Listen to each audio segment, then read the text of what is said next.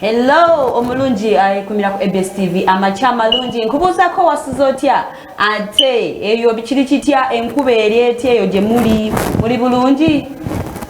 semanyi fe twasuze bulungi gwe wasuzotya batusedda kutoza ABS TV amacha amalungi Princess Agatha nganze ntuddemu kuramunange Irene Nakazibwe abatumira abagamba ntajja kuba fine mu dakika ntono oba musawa ntono oba mu nnaku ntono oba myezi mitono ajja kuba atuuse nga tetunakola kiranga bumanye enkola yange ngenda sooka nebaza omutonzi awo ndyoke mbanjulire munnange tugende mu maaso buli omu ali ku ABS TV twewumbeko katono tusabe eddakiika ziizo tugende mu maaso ne program kitango omulungi tukwebaza ku lw'otukuma nga tussa tukwebaza nga tukikuba tukyali balamu ssaawa zino tukwebaza amakubo g'otuyiseemu g'otuyisizaamu okola nti tutussa wano ku ABS TV nga tukyali balamu katukwasa programu yaffe eno amacha amalungi jangu obe naffe jangu otukulembere mu kigambo kye tugenda okwogera tusobole okuba nga kizimba eggwanga tukwasa abakozi bannaffe bonna bagenda otugoberera nga programu yaffe eno bwekulembera programu zonna leka neziddirire zonna zibe za makulu kusaba nga mpita mu linnya lya Yesu Kristo mukama waffe amin ali ku ABS TV gamba amina wasuza otya omulungi Big Daddy wasuza otya nasuza bulungi olaba ABS TV mu namba tumidde konyaka kuba kyekyo mukama ayongeremu okujazi kayala buli kimu kijja kuba kiri malidadi sana manya after Uganda 256 the incredible ngandi wamu ne mwana mwala Princess Agatha wala nesimi okola nawe ekyo nja kumeza amalasi mayo bono ogasala kumeze ngana yate banaye tubabuzaako mwebale twekumirako mwebale okwagala ABS TV mwebale kutwagala kyemukola kyamanyi nnyo kuba mweba bossi baffe betabebaze Muganda gamba kyatendo Chatendo owedini ngafa abaganda fa abaganda okay chatende nnyo bannange mbuzaako yenneyo kumidde ku ABS TV neera nkugamba nti zukuka ogende okole zukuka tugende tulwanyise obwavu kabonekera bagamba engombo yange nti obwavu tebubeera mu nsawoka wabula obwavu singa bukuyingira mu mutwe ne bukugamba nti weebake nayo eno sizoni yakakuba obeera ogenda kufa obwavu bubeera bukubutikidde kimanyi nti obwavu bulwadde Sinyo, sibula kwa wala abanyumirizamu. No. Babu bangi nyagamba bannaye ka kirungi. Zwali yangamba nti nemwe mukola mutyo okubeera abavu. Ngambwe egomba kwigamba wala abantu abaje nenga begomba okubaba. Yakudala bukudaze yayogera bubinyu katonda amusasire. Tewali muntu yayagadde obwavu. Wavu bulwadde ko obwavu bwekwata ku bwongo. Tewali kirwadde kikwata ku bwongo. Nekitaba nga nogama nti kirwadde okimanyi. Mpoze kyenjaga. Nacho chiwa kirwadde obera mentally disturbed bwe kiri so zukuka tugende tukole zukuka tulwanyise obwavu mukwano gwange ngabo ntiro bagamba nti abakyala namwe muzukuke mwenyigire mu akakuba yadde gye kali eyo kayingire fenga tukayitamu ne katatu kuba mwebwe kukubye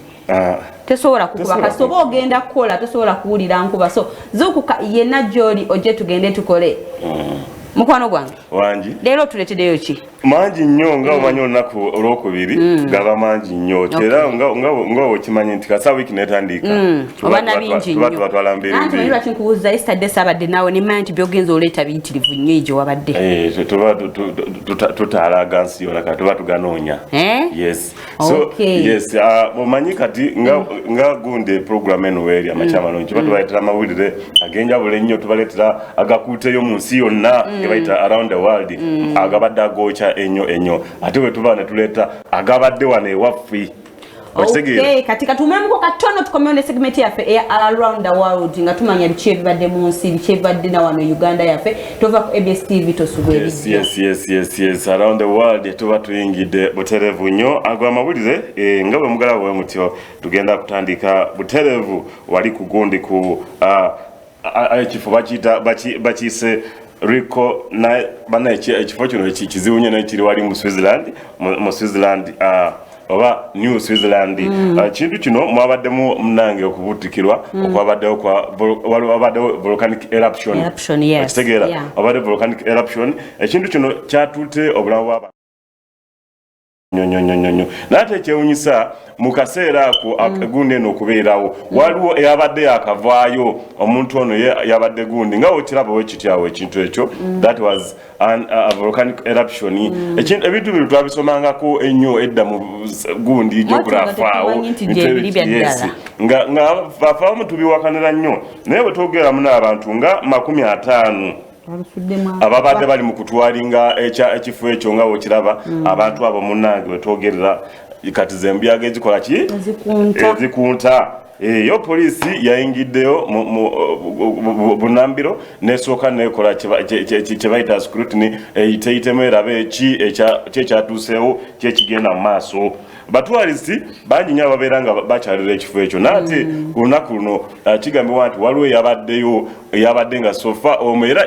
yeyagezezako okuwa polisi egundi amawulire ago ye yagambye nti abantu awo nabadde nakavaawo dakiika nga 13 naate newuunya okulaba nti ekintu kyo kyakoze eki kyabaddewo bagamba Katonda yamubiseeko akasubi yes so ago amawulire gabadde mugundi mu Switzerland wali ye deputy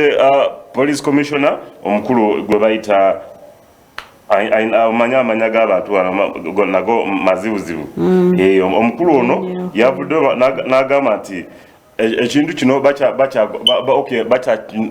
bakinoonyerezaako nnyo balabe abantu bameka because basuubira abantu okuba nga bangi nnyo abafiiridde mu kintu kino however much nti tebamanyi bulungi ki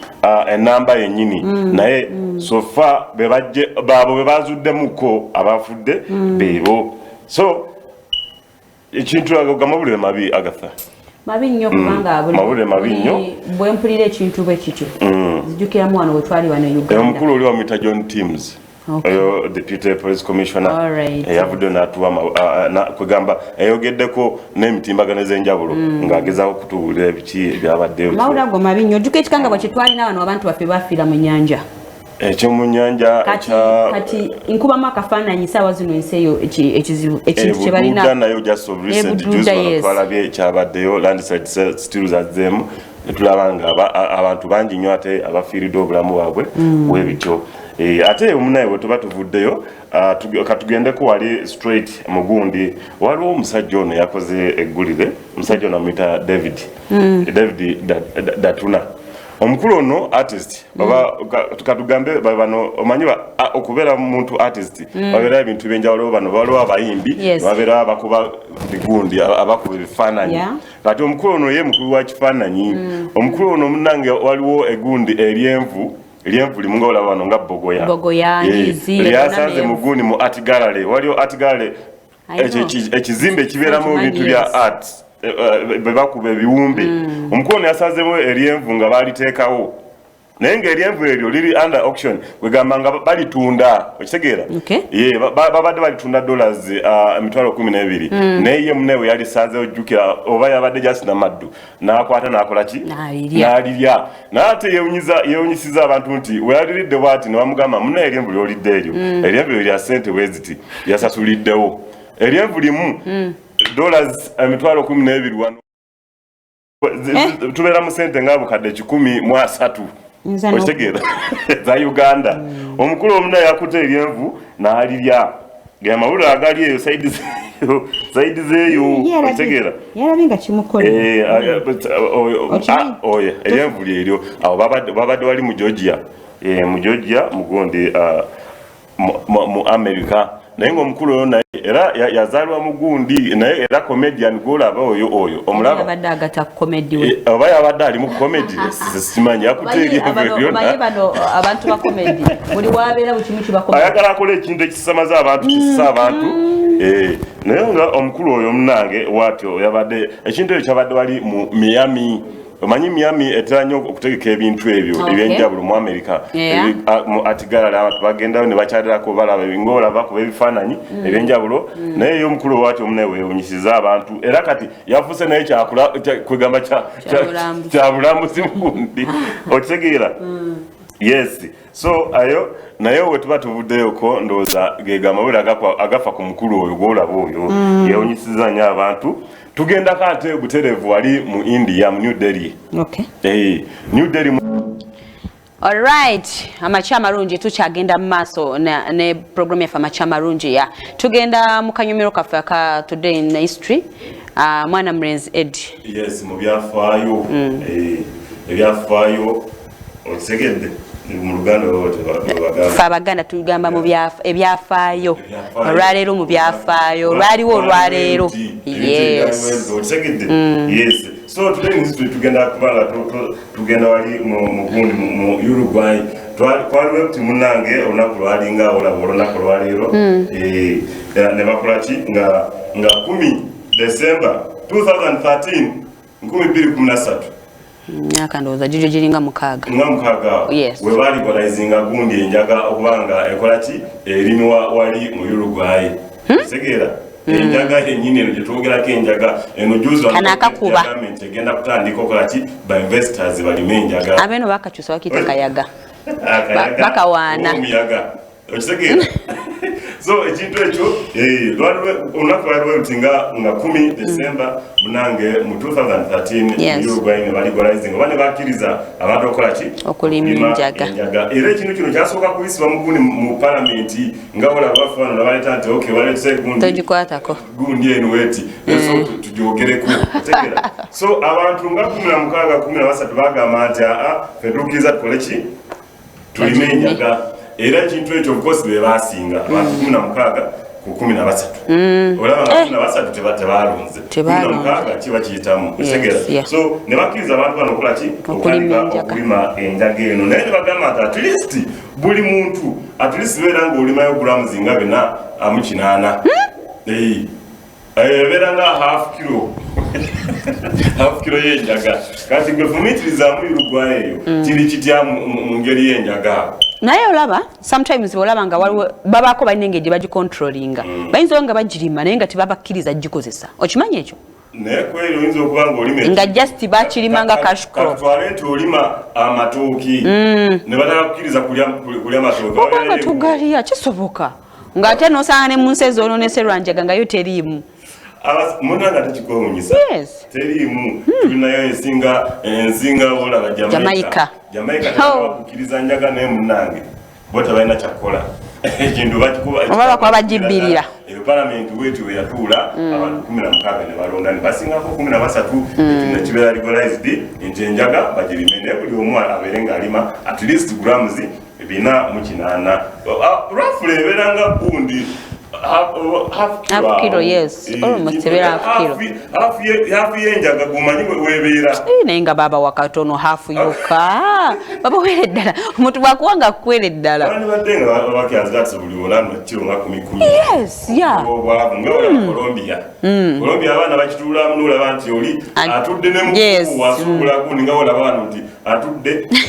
omugugu gw'engoye guli awo naye abeera wali ng'atudde mu kayaga ke aba atudde mu kayaga ke nga talina kyakukola wati bizinesi yebekwaki yebeetambula so akugemawulira agava eyo saidize eyo muki